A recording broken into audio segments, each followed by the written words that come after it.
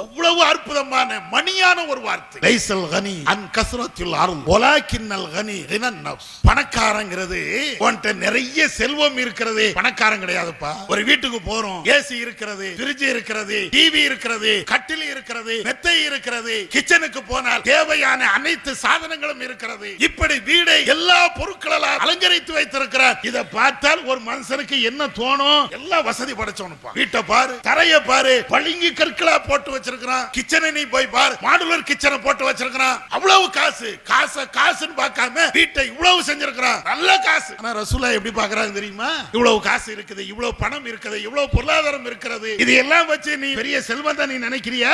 போதும் என்ற மனசு இருக்கணும்டா மனுஷனுக்கு.